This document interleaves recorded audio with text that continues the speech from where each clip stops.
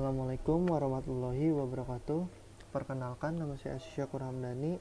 Di sini saya akan mempresentasikan hasil kerja saya, yaitu tentang kesetimbangan kimia, yang mana saya mendapat bagian poin nomor 4 sampai dengan poin nomor 7. Ini adalah materi yang akan saya bawakan.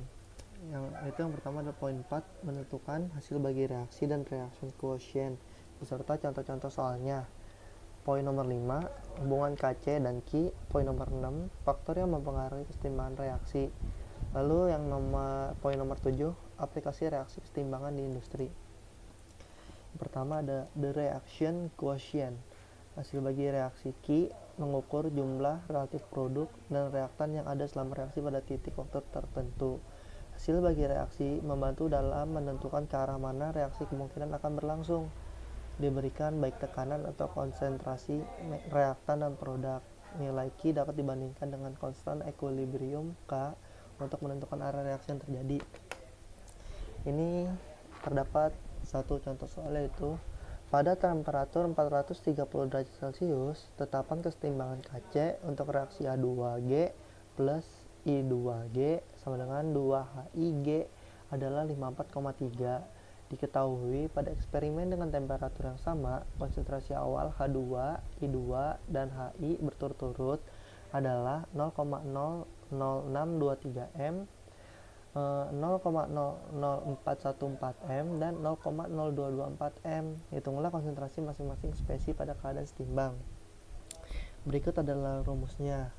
Qc sama dengan HI2O per H2O dikali I2O atau 0. Lalu sama dengan 0,0224 kuadrat per 0,00623 dikali 0,00414 itu sama dengan 19,5. Kenapa? Karena Qc atau 19,5 kurang dari Kc atau 54,3. Reaksi akan berlangsung dari arah kiri ke kanan hingga mencapai kesetimbangan. Lalu di poin nomor 5 ada hubungan Kc dan Ki.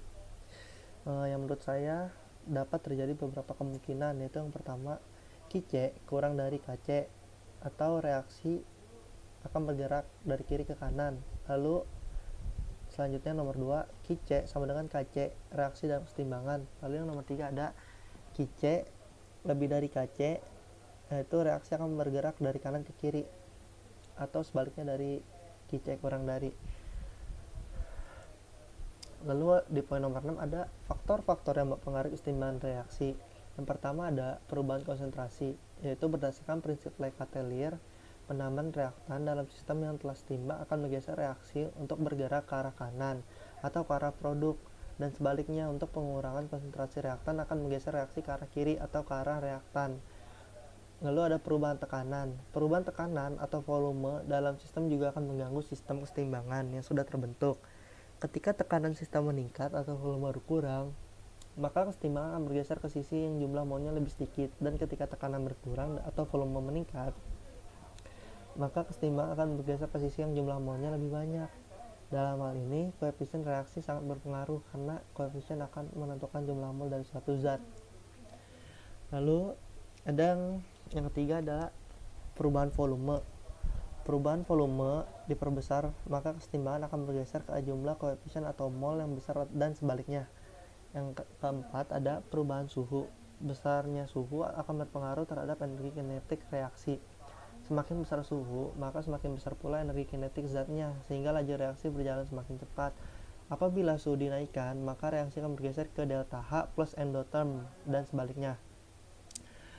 Katalis adalah zat yang dapat mempercepat laju reaksi, tetapi tidak mempengaruhi jumlah produk. Katalis berfungsi menurunkan energi aktivasi agar waktu yang diperlukan untuk bereaksi lebih singkat. Lalu ada di poin nomor 7 atau yang terakhir, aplikasi kesetimbangan di industri. Pembuatan asam, yaitu ada salah satu aplikasinya, yaitu pembuatan asam sulfat atau H2SO4.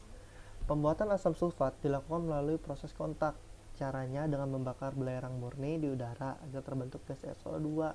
Reaksinya itu S kecil bisa dibilang plus 0,2 G atau yaitu SO2G. Berikut adalah beberapa kegunaan asam sulfat sebagai berikut.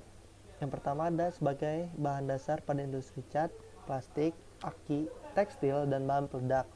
Lalu selanjutnya digunakan pada proses pemurnian minyak tanah sebagai bahan dasar pupuk amonium sulfat atau ZA dan asam fosfat atau H3PO4.